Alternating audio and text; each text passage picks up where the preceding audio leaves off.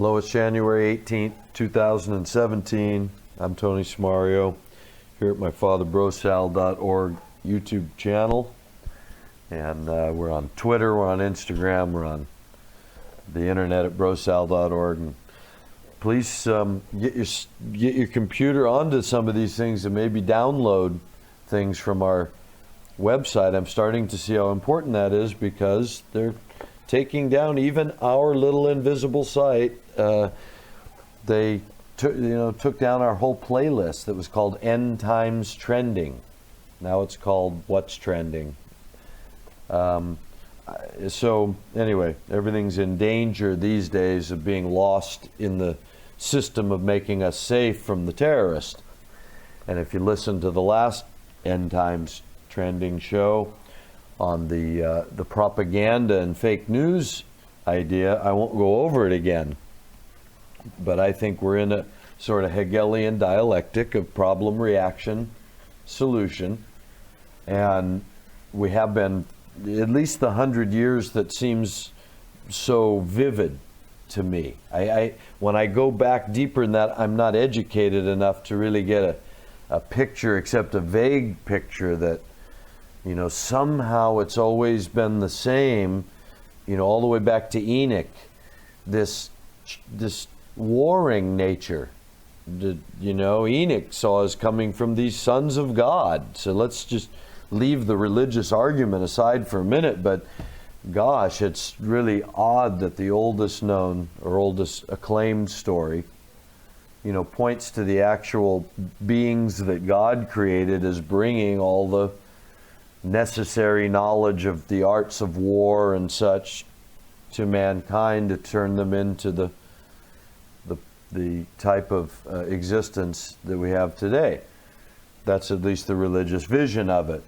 However you slice it, we are in a world where for the last 100 years, it's clear that a style of manipulation has taken over for the old-fashioned, straightforward type that, say, Nazi Germany or Chile, after we got rid of their democratically elected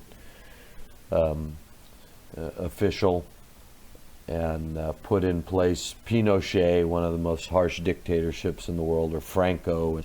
These people that go after any of the in China, General Mao, they go after all of the dissidents, anyone that has an alternative view, anyone that wants to present the other side of the story is a true enemy of the state. And so, I say, that's coming. It's already here, but they did it a different way in America, being such a new country. You read about it in Brave New World from, darn it, I want to say Aldous Huxley, but I'm not sure. Yes, maybe that is. Maybe I've the wrong author. Forgive me if I'm confusing these. I've just been making these notes on what I want to talk about right now, and I don't want this to be a long discussion.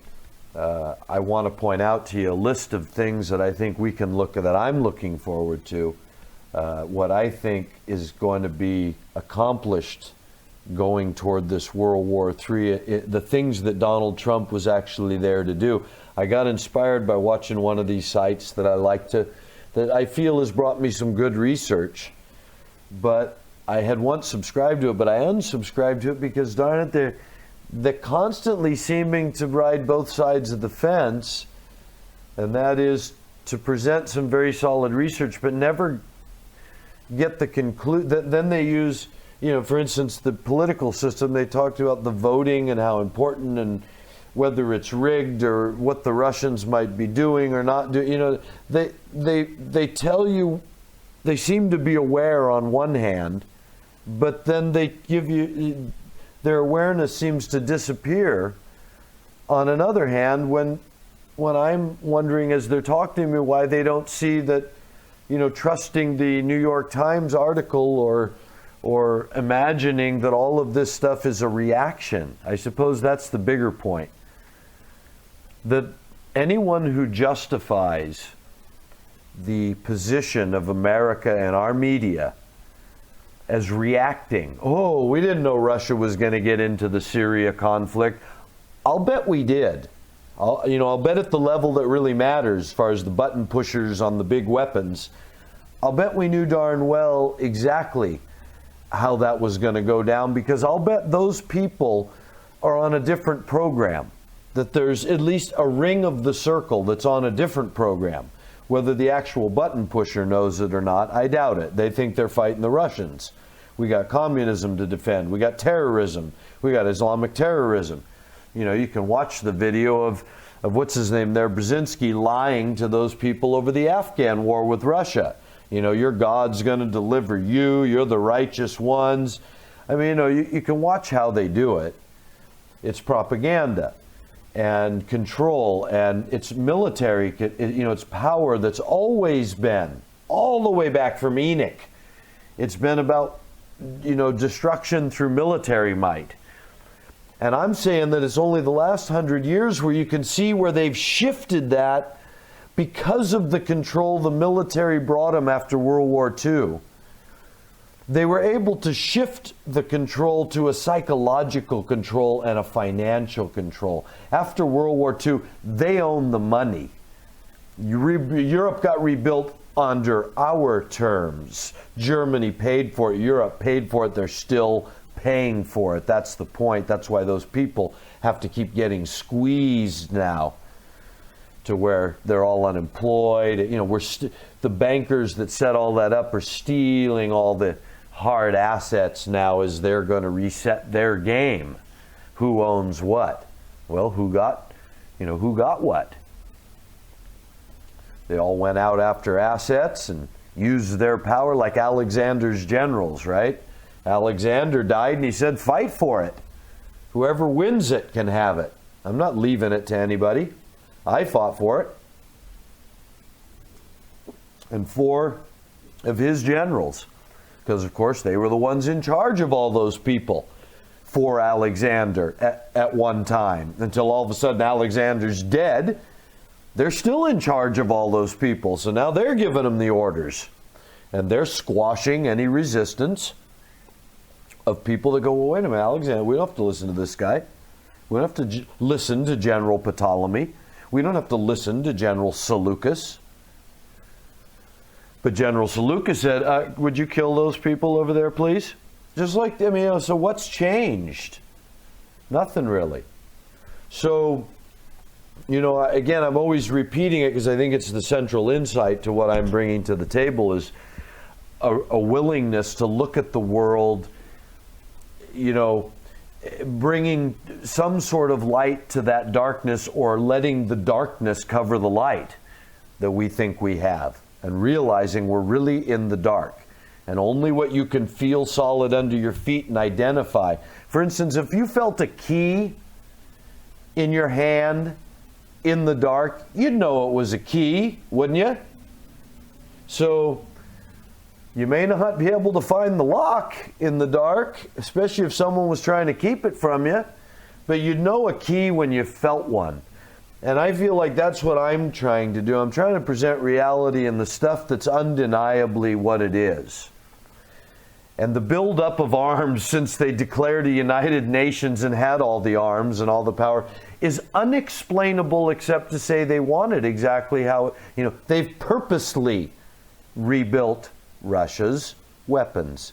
In the same way they're purposely not building weapons for the Iranians to fire at anyone, right? But you'll see in my list of things I predict for this road toward World War III, that I think we're going to provoke the Iranians as much as possible. In fact, as a sidebar, I was watching some of the news on Dr. Doom, Mr. Doom channel, about the, what's going on in Kashmir there. And you think about it, this most remote frontier, right? It's nothing going on in the city. It didn't start in the cities with popular movements, right? Hey, we hate those Muslims, the Hindu side in India, and the Muslim, majority in Pakistan. We hate those, Indians. No, way up in in the middle of nowhere, that's where it starts. That's where it's fomented. That's where it's talked about these two nuclear powers that if their governments, who are run by the money, were told to fire their weapons over it, they're now, in my view, if that's the solution, right now we're seeing the creation of the problem, right? That they're stirring it up so that the people in the cities will be hating on each other so that they can then pull their false flags and justify war with each other. I mean, that's how you do it if you were trying to make war. I'm on the side that says that's where the evidence falls.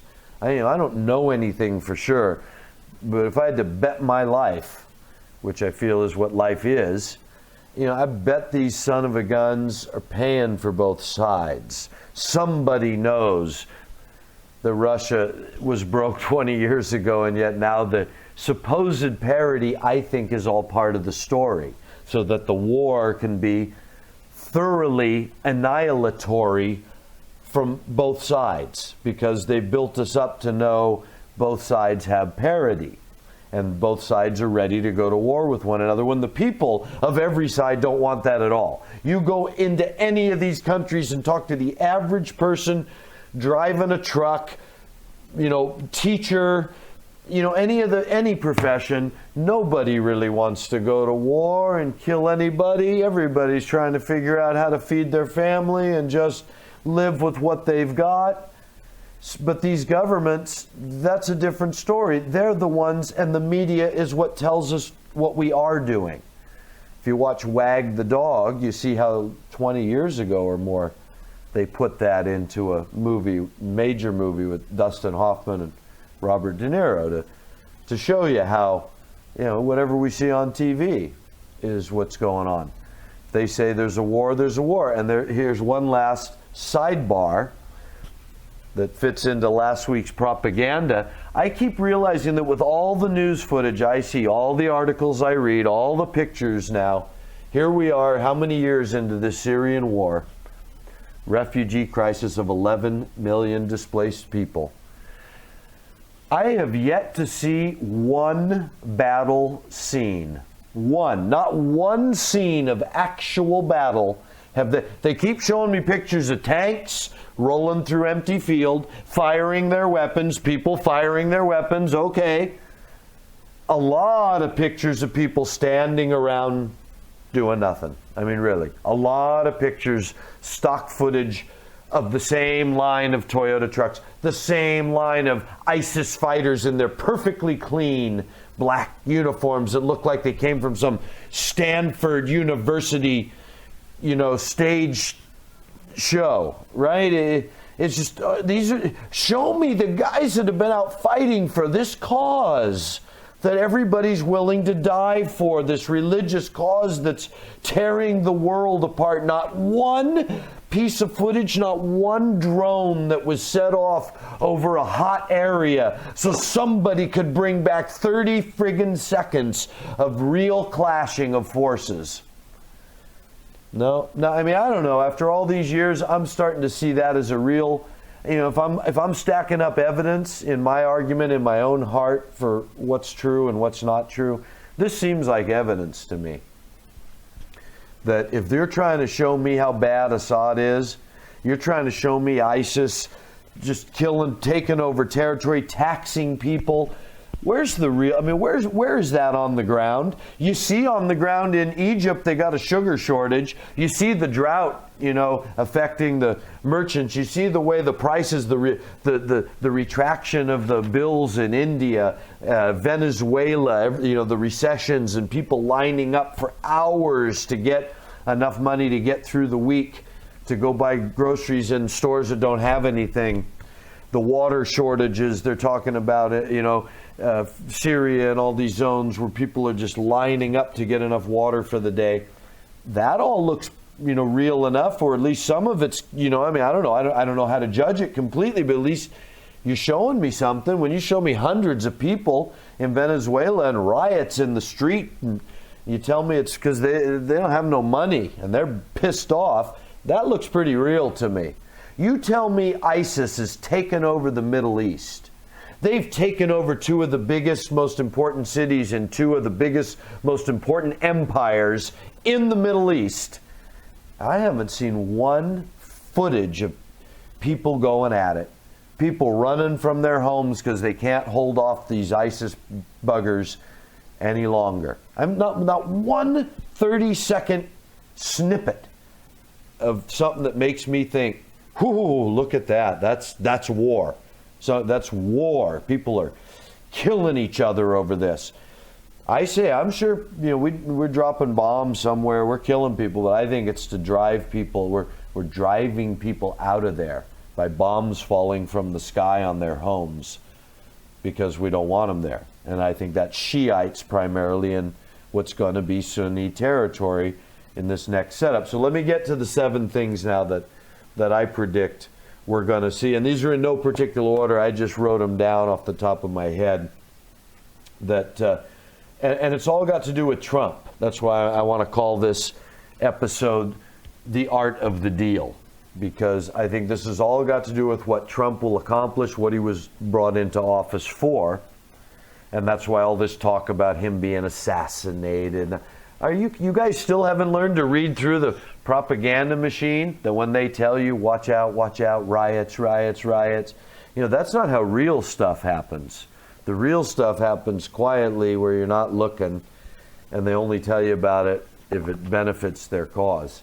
So anyway, I think this Russian deal, the reason it's been set up in this left-right paradigm, like with Israel, same with Russia, with Obama, Russian aggression, the Ukraine, I think all that was set up to bring what we have coming, which is for Donald to come in.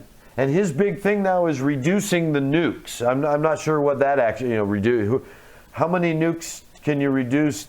We don't talk about building new nukes, do we? We talk about North Korea strapping one to a ICBM. We talk about Iran getting the capability to build one. But we don't talk about we're building more nuclear weapons, really. We talk about other technologies, don't we? These ultrasonic technologies to get the weapons to where we want them, right? Cloaking devices. We got planes now. We got all this stuff we got cloaking technology. We got the stuff certainly that we don't talk about, whatever we don't talk about, energy weapons, laser weapons. They do even already talk about laser weapons.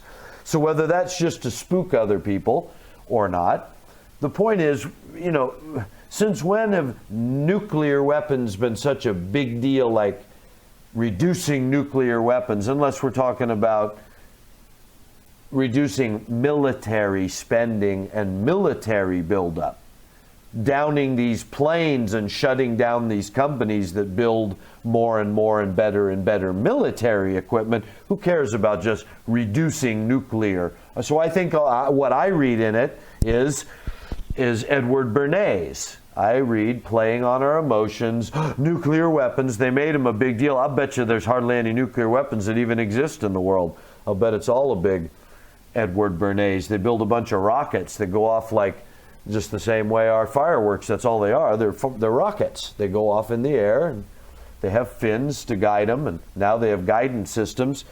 But how do we know they have, how many nuclear weapons they've actually built and are willing to build and willing to drop on their world? They've only ever dropped 2 that we know of. Nuclear tests have been conducted that at least we imagine they have. They always show us the same footage. So I don't know that I believe that we have thousands of nukes. Why would they tell us the truth? They never have.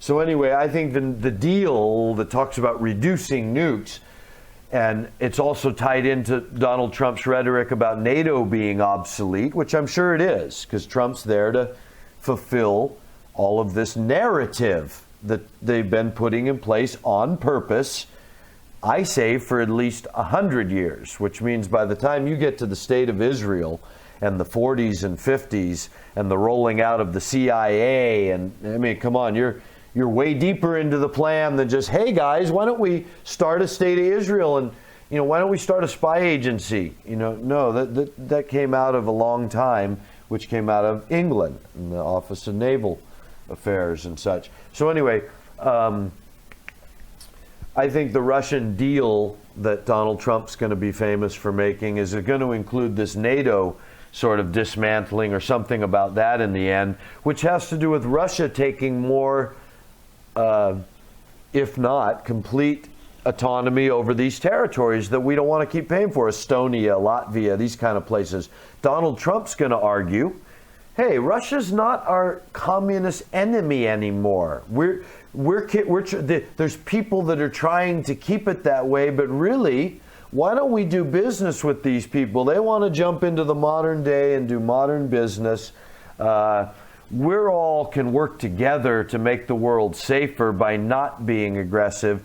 Of course, their agreements include not doing certain things, like building up arms and these blah, blah, blah. But yeah, why don't we let Russia take care of these people, since they're far more Russian than they are European? So I think his deal is going to include conceding territory to Russia in the same way they did to Stalin, because that's going to level the playing field and make more points of contention when it really comes time for World War III.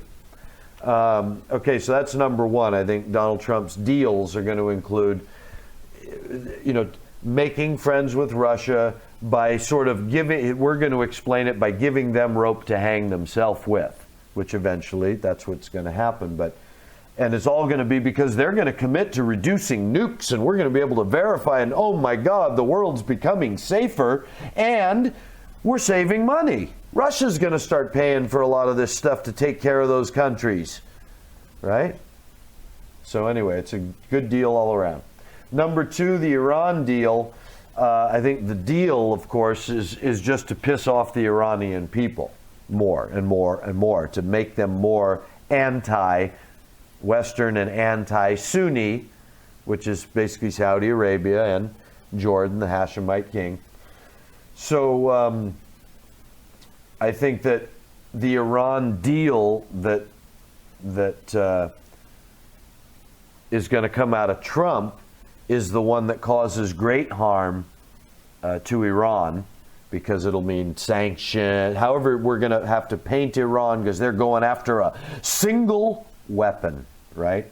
Just ludicrous argument. But all of these are in this Orwellian, world of propaganda. So anyway, the Iran deal number two is going to be something that causes great harm to Iran, in the same way our sanctions against Iraq caused 500,000 children to apparently starve to death. That's what we're going to do to Iran, because that's going to prepare them to want to come and kill us. Number three, I think Turkey. This is more, I think, toward this end in the 7-year covenant period, perhaps, or just prior to it. Turkey's got to rebel against the U.S. because of what I believe has to be our support for Jordan and the Hashemite kingdom as the Sunni caliph. When they offer him this crown, we want you, Hashemite king, the Sunnis will say, to be our caliph. Turkey then has a beef to say, hey, wait a minute, and side with Russia. So, I'm not saying these will happen. This is where I see, if I'm going to play devil's advocate to all this propaganda, which certainly isn't true because it never has been. Okay, so that's number three. Number four, China. With regard to China, we have to make China an enemy. Of course, you see that, because a few years ago, as I said, all my life, China's like our little slave. All my life, China's our slave. And you know that coming into the modern era, all my life, they make no money. They make $1 a day. They sleep in little tiny, they live a life not used to the luxuries I'm used to as an American. So China, with their no money economy, doing all of our work, our labor, we're going to say that, and owning all our useless paper. So they're in debt to us, but they're our big enemy, because of course they got a lot of people, and somebody was built up an army over there. Anyhow, I believe that they're all been built up for a day to do their job. And so I think that China, Trump is here to make an enemy of them through trade deals, right? he's going to use the excuse of trade, how everything's gone to China. And that fits in with my number 5 thing, and also the saber rattling and threats over the South China Sea. China, China, China. I think that's going to just continue until the very end, but nothing will ever actually become, behind closed doors, the same elitist will be making the same deals and making the same money they always have. But number 5, I think that what he's going to do that makes him, if not popular, at least the argument that he's doing something. The reason he won't be impeached and that there'll be an argument through Fox News of what a great, look at what he's done. That's why Fox is used to show how Obama's a fraud and Obama's doing all this horrible stuff. Then Trump's going to come in and do all this wonderful stuff on Fox News. And I think that's going to have to do with, going after the banksters to whatever degree. I don't know what that actually means. It might mean tighter regulation, something that they will advertise as, Trump cost the banks billions, and bringing jobs. You're seeing that already in the propaganda. Don't tell me that it took Trump to do this. With all the economists of the world at work on trying to save the economy for the American president that was currently in office for 8 years. But he couldn't do it. He just screwed it up. But now Trump, he knew all along how to do it. So I don't buy that. I think that that's all part of the propaganda machine. But because of it, I say that what you can look forward to is this sudden influx of jobs and investment that I think Trump's going to make the bankers invest in projects. And I say they'll all be projects that are pro-elitists, right? They'll build new pipelines, they'll build new structures and infrastructures that they've been wanting to do anyway, that are badly needed and overdue, that they've been denying to the public trust, but that they will then tax the public to, and maybe even make the public give up some of these things like bridges and dams that'll be deemed, they're too dangerous, and only because these banks will put the private money in. Someone will take the loan to fix that bridge. Well, now that belongs to some trust or some other thing. Anyway, that's how they'd seem to do it, to get their hands on all the resources. So, but it'll come by way of looking like he's creating a lot of jobs and making it hard on the banksters, because that's what he's supposed to do. And Fox News will be there to show us what a great job he's doing. Number 6, to incite the social unrest. I think that's a big part of what's coming, and why it's the whole money flow is going to figure into that, because it's going to flow to, down from the top, and it's going to provide some jobs. But it's what I say is that there's going to be tremendous social unrest provoked on every avenue, like the gender issue now, because right as all this gender mania is coming about, in comes Trump, a super conservative with all his super conservatives. That sounds like, hostilities to me. That sounds like confrontation. Climate, right? All of this hype for the last few years, climate, the world, climate, right? So for some people, it's a world killer, and in comes Trump, climate denier. Okay, you tell me this is all just by accident. The whole immigration thing. For so many years, it's been a very liberal stance on immigration. Obama, especially, he's known for being ultra liberal on immigration, letting all these illegals, which throughout my life has been known to the economists as essential, especially to states like California, the 5th or 6th largest economy in the world, all my life. And essential to that status is the unpaid, unbenefited, illegal workforce. And yet, and known all along, put up with all along, absolute, regulations and systems in place to allow it all to happen all my life. Obama's especially lenient on the immigration, but now what do we got coming in? Donald Trump. What's he going to do? Build a wall, shut down illegals, throw out the Muslims, no more mosques. I mean, yeah, it doesn't sound confrontational to me.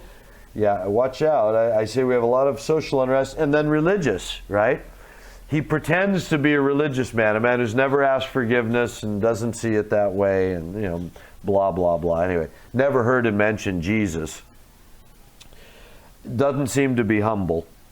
Family's not humble, you know, in the way that they, you know, his son-in-law, big time Jew, and his model girlfriend, and they're, you know, now take you know, nepotism sort of thing. Like, I don't know what makes him qualified to be a you know, chief aide to the president of the United States as a citizen. Why? Wait a minute, you're going to have to sell me on more than he's just a young hotshot Jew, right? What makes him qualified to deal with the Palestinian issue, which is a very delicate subject? I don't need some overboard Zionists going in there causing a war, do I? So anyway, all these things look very insightful to me. So number 6, I'm going to say that Trump's here to, the art of the deal is to set up Obama as the one who brought gender equality, climate awareness, you know, moderation with illegals, and religious, you know, at least expanded the freedoms of the non-religious, the expression, which Trump can now come in and challenge, right? Trump can come in now and stand for all these right-wing maniacs that want to go kill Muslims and judge their neighbor, all these so-called Christians that just basically want, I mean, the upside for them is they get tax relief for their big churches. So they get to rake in millions still, as long as they keep leading those sheep right where the system wants them, which is in the military, supporting the government. You don't get on the side of people like me, call your government a bunch of fakes and liars and treasonous, you know, scum. Oh no, a good Christian doesn't do that. They stay on the side of Zionism these days.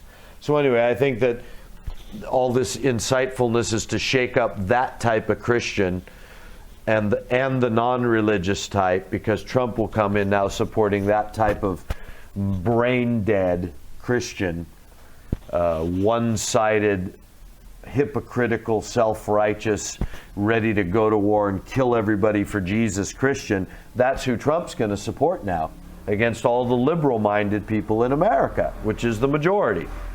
So I think a lot of unrest there. And then the last thing is the end of ISIS, which he promised in his beginning, you know, one of the most important things they're going to do. I've been saying it for a long time. ISIS was a temporary thing. It needs to threaten Jerusalem and, I mean, the state of Israel. And I can see that the possibility is that with this ramping up, Donald Trump, of course, the big Zionist supporter, so he's in position to ramp up the support of Israel and the other people like the Jordanian king, our other allies, Saudi Arabia, to put pressure on ISIS and get rid of them. And in doing that, it can justify more lone gun ISIS terrorism all over the world, including Israel, which of course justifies bigger crackdowns and this need for a good caliph to rise and organize the people, and they go after the bad people. Let the Muslims go root out the bad Muslims. So I think that's the deal that's coming over ISIS in the end. And also, if all of these things can be accomplished, or as they're being accomplished, the deal over rebuilding the temple in Jerusalem, which I think is going to have to do with this Israeli-Palestinian issue. That's why it's coming up now. They're planting the seeds. Problem, reaction, solution. The solution, I think, is going to be the deal for 7 years to rebuild the temple. Trump seems to be the right kind of guy to instigate and promote and fund through the media, I mean, through the propaganda. He's not doing anything, but the people pulling the strings, he's the right guy to get that done right now. Go kill ISIS, support Israel, and yet listen to this Jordanian king who's saying, wait a minute though, you can't just give that, we got to split Jerusalem, we got to establish the Palestinian state, and Trump to get behind it as making a good deal for everybody. Remember, he's the deal maker, art of the deal. And so I think that's what he's there for. ultimately. And on the way to that, and of course it is the new temple that 3.5 years later, our eschatological view tells us, the person who made the 7-year covenant will stop the Jewish sacrifice on their altar. And the abomination that causes desolation that Daniel spoke about, that Revelation confirms, that's what eschatology looks to bring about the conditions for World War III. It's the reaction to that that brings the final battle, and all of the things spoken about, whether allegorically or actually in Revelation, all of these sort of locust demons and the plagues and the hailstones and all of these things, however you want to imagine that will actually happen. That's all supposed to be in the final 42 months, which is the last half, according to Daniel, of this 7-year covenant, in which at the middle of it, this deal is broken that allowed them to rebuild the temple and start sacrificing again. They're told that you're going to now worship this other thing. And that appears to bring about the final conflagration. And so we have a lot of things to watch for between now and then, which is why I think Christianity is just all propaganda like the world right now. And I say some of these insights that I'm trying to, it's been a long time I've been watching this, and I've been wrong and misled for so many years, following first Christianity and then activism, liberal sort of activism, save the world. We got to take back control. That's all part of a left-right paradigm that aims to get us all to a final status. And we're not supposed to pay attention to that. They're happy to have us fight about the needless things along the way. In fact, they stimulate that because part of this final status is in divide and conquer. Let the people kill each other. Give them reasons to kill each other. Now that we've provided such sophisticated militaries and devised the methods in which large amounts of people face each other. They all live in cities and they all face each other that way. In other words, it's easy to wipe out a lot of people at a time. You wipe out a city, you wipe out tens of millions of people. You wipe out 10 cities, 10 major cities, you wipe out hundreds of millions of people. So, I hate to think that that's really, I'm not trying to be a doomsdayer. It's that's what all the sages see in the end. And there's no reason not to see that they built all these weapons for something. And when you figure in what William Guy Carr writes in his book in the 50s about this supposed Albert Pike prediction, I mean, darn it, is it just coincidental that, at the time he wrote that wasn't very long after the formation of the United Nations and the State of Israel. The propaganda was still very thick about, all the good, disarming the world, blah, blah, blah. So to write that what the plan was a third world war in which these armies would annihilate each other, the religious and irreligious would both destroy each other. Islam and Zionism would both destroy each other. That's it's like as I wonder, is it coincidence that since those times we have wound up with a world in which it's so overly populated with military equipment and alliances that draw sort of a red-blue paradigm that gets ever stronger? You're either on the China, Russia, Iran team or the NATO team, and everybody else has no say. Ultimately, you can't say don't bomb us or don't bomb around here, or wait a minute, our people don't want any part of this. I mean, what can you do ultimately? So it's anyway, that's the insight on World War III this week. I appreciate you being here, and I'll talk to you again soon.